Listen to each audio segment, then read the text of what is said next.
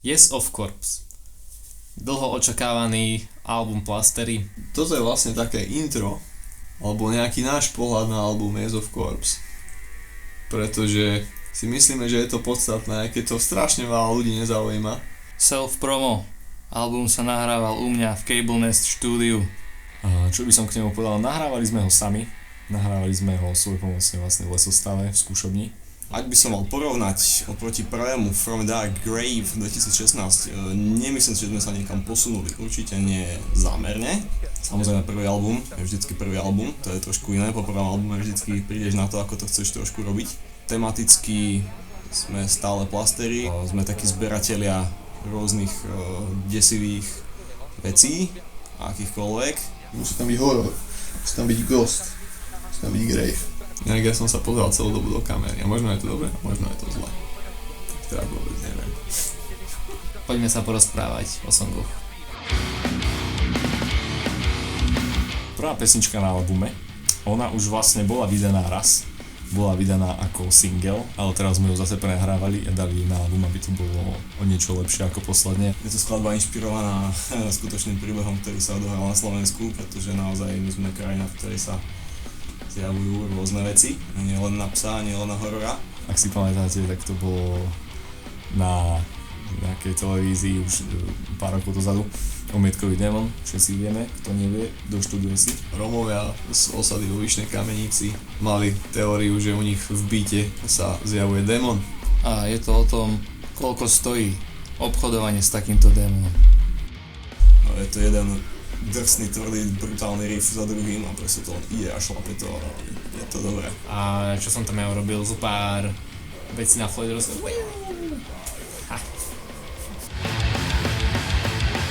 Brainfest Safari, to je moja song a som ju zložil niekedy dávno. Čistá grindovica, je to od začiatku do konca, túka turga. Je to jednoduché, dá sa na to dobre mošovať. Pesnička, ktorá vznikla úplne ako odpad odpadov. Bol to úplne zbytočný text, ktorý som napísal v rámci e-mailu Derikovi, len tak. Vôbec sa netrápte tým, že nebudete ten text ako chápať, my ho taktiež nechápeme. Je to o zombíkoch, ktorí idú na autobuse a narazia do hrocha. Čauko. A nikto nevie, čo tým malo byť povedané, ale ty sa vôbec nemusíme trápiť. Keď budete počuť tie tremolá, pri ktorých mi skoro odumrela ruka, tak to pochopíte, myslím si.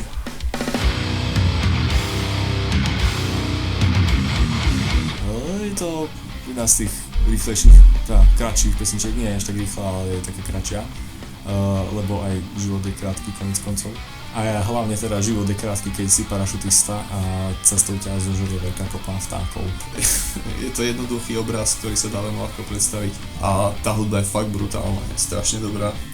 Bol taký nápad, že by sme išli natočiť klip, kde vlastne skočím s padákom s headsetom, ale to zaváňa nehodou dosť, vzhľadom na to, čo tam spieva, takže sme nakoniec z toho ustúpili.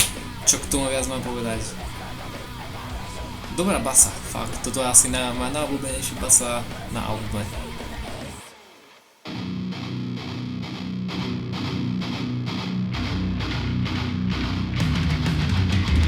They Say This Mansion's Haunted vznikol na námety počítačovej hry, ktorú sme objavili, alebo znovu objavili. Keď som bol fakt taký maličký deríček, oudelíček, tak som sa veľmi kamarátil s mojou sesterincou a ona ako jeden z mála ľudí v tej dobe mala doma počítač. Bola to taká obrovská bedňa, ktorá nevedela takmer nič. A jedna z mála vecí, ktoré vedela, bola hra. Brat Delbert, unesený, zabitý, hlava odťatá, duchy, bosorky. My sme boli fakt genuinely zasratí za ušami z tej hry a nedokázali sme sa dostať ani do polky druhého levelu. Potom sa na dlhé roky tá hra absolútne stratila. Tá hra sa volá Dangerous Dave in the Haunted Mansion. Zobral som si papier, ceruzku a mobil, ktorým som si svietil a celý deň som ten text písal na záchode. Keď mi došla inšpirácia, čo bolo tak po 3 riadkoch, tak som išiel naspäť za komp, zahral som si ďalší level a išiel som písať naspäť a večer bol ten text hotový. A je to jedna z mojich obľúbených skladieb z tohto albumu, ktorý je veľmi dobrý, nový a mal by si ho kúpiť.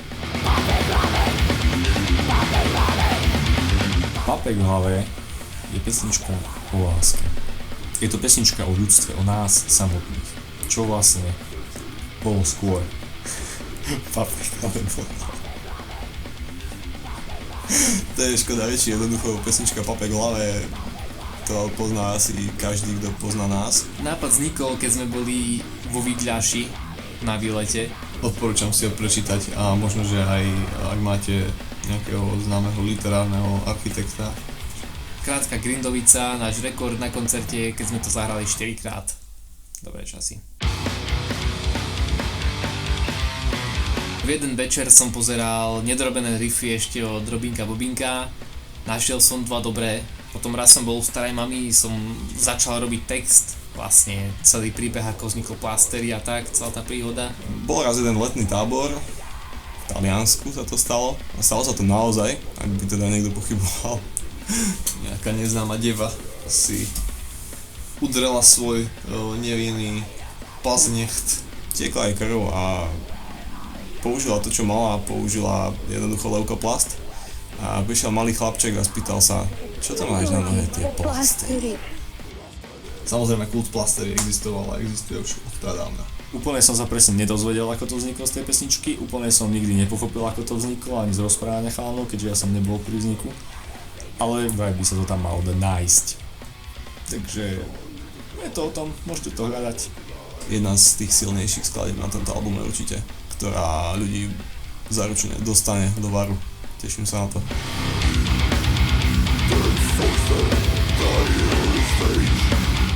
Autorom celej hudby je Jack Robinson. Bolo to jedna z posledných vecí, ktoré urobil. A vlastne on bol taký songster. On trochu gangster, trochu pesničky má rád.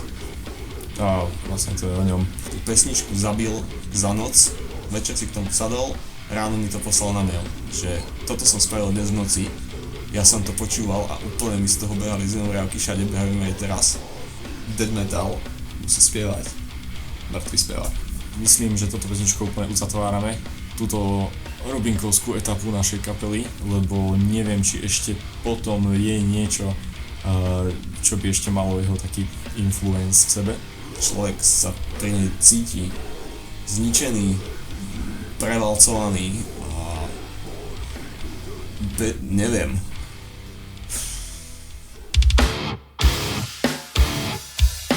No, my jednoducho máme radi, keď rôzne veci, rôzne miesta sú full of niečo škaredé. Na prvom albume sme mali Park Full of Schools, teraz tu máme Forest Full of Bloody Grills. Tento text vznikol za veľmi zaujímavých okolností. Je to vlastne pesnička od nášho bývalého speváka, ktorého postihol veľmi zlý osud a skončil vlastne vo vlastnom jedle. On sa stratil na pár mesiacov, bol dokonca na rok a začo. Jedného dňa zmizol a my sme nevedeli sa mu dovolať, dopísať nič, jednoducho ho nebolo. Zmizol absolútne a už sa nikdy nevrátil. Potom nám poslal tento text, že chalani, spravil som text a bol to super, akože veľmi dobrý text, mne sa veľmi páči. A tým sa kvázi tak akože rozlúčil. Zdokumentoval svoje pôsobenie v tejto kapele a prečo sa vlastne sa musel rozísť a také veci. My sme ho zhudobnili veľmi rýchlo, pretože sme mali pripravenú hudbu, ktorú sme úspešne ukradli z rôznych posilovní, kde hrajú tu takú kvalitnú boom bap hudbu. Je to veľmi gangsta pesnička, preto som zvolil tieto veľmi gangsta okuliare, ktoré som našiel na Netráku. To veľmi gangsterské. Priam by som povedal, že táto pesnička je akože štilisticky to vystihuje možno celý taký pocit z toho albumu.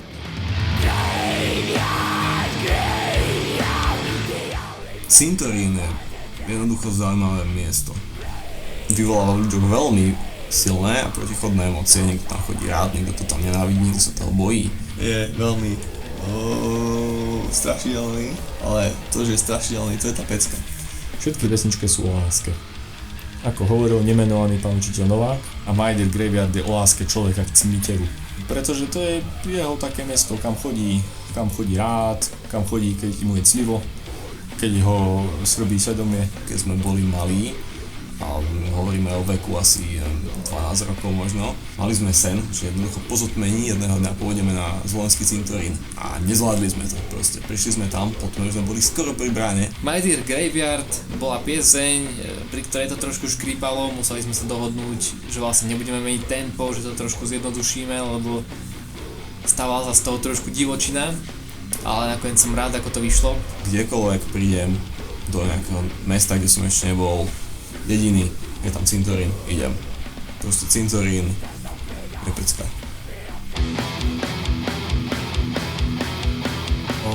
Real Halloween, tu máme napísané niekde. Počkať. To sme mali skúšobňu ešte v Lesovstave, takedy dávno, ale to bolo asi rok 2014. A Ovdell prišiel s jedným riffom, tým začiatočným, že treba niečo ďalej do toho. Niektoré riffy použité v skladbe Real Halloween siahajú úplne do začiatkov Plastery, keď sme nemali hotové skoro ešte žiadne songy ani na prvý album. Text som písal ja s dopomocou, možno že pol na pol môžeme povedať.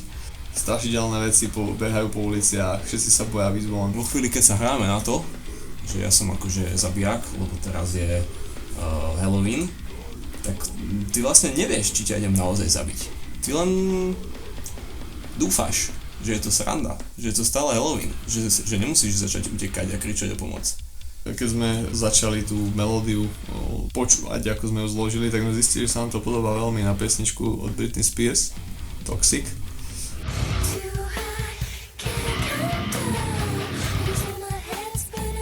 Tak sme sa rozhodli, že no prečo nie, samotný text potom dostal jednu slohu od Britney Spears. O Evereste nebudem rozprávať veľa, pretože autorom textu námetu je Komrade Morozov. Okrem lásky o turistike, o prírode, o zombíkoch, o stanoch, o vetre, o mrzlinách, hryzancoch, rezancoch. Všetky tie veci, čo sú dôležité v živote, tam to je. A do tej som zložil riff, takže som vlastne vdýchol dušu. Ale keď sme nahrávali, bolo strašne teplo a všetci sme boli spotení a už sme toho mali dosť, to už bolo pri konci. Ale dobrá songa. Trošku z nej tuhne krv v žilách, jak sa hovorí, pretože ako vieme, na tom Evereste stuhla nie len krv a nie len v žilách mnohým ľuďom, ktorí tam dodnes ležia, pretože nikto nemá proste kapacitu na to, aby ho ťa odniesol. A je to perfektné, keď si uvedomíte, že proste idete na kopec a tí ľudia tam ležia a vy sa podľa nich orientujete vlastne. Ale tento tak zachytáva to, že v prípade nejakej zombie apokalypsy sa ti môže pekne stať, že práve v takýchto vysokohorských oblastiach, kde sú takíto zamrznutí horolezci, tam sa budú premávať horty zamrznutých, premrznutých, nemrtvých. To je proste brutál. Skladba Area 51 je veľmi dobrá, lebo tam nehrám. To je podľa mňa kľúčové. Posledná skladba na albume je taký bonusík, ktorý sme spravili spolu s kapelou Marturos. Poznáme sa nejaký čas a... Mne sa odjak živa páčil náš single vo vesmíre. Vždy, keď sme sa stretli, tak sme sa tom bavili, bola to sranda. V tej dobe, keď sme na tejto skladbe pracovali, tak sme sa strašne tešili, pretože sa chystal ten raid na Area 51 naozaj v Amerike.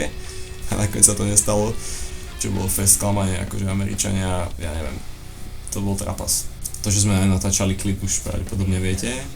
No, sme sa navlíkli od tých mikín a sme mali tie balóny, to bolo úplne mega.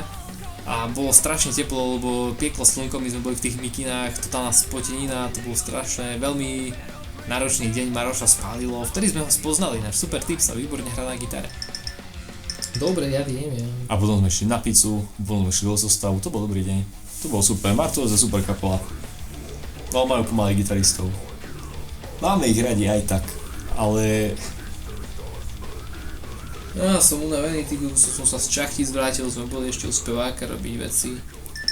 Mal by som končiť. Takže ďakujem, že ste si pozreli toto video. Alebo nie. Viete čo? Kúpte si album. Kúpte si album. Hlavne to postriaj, Kubo, postriaj to, aby tam bolo čo najmenej mňa, lebo potím. Je to cringe a ja to viem.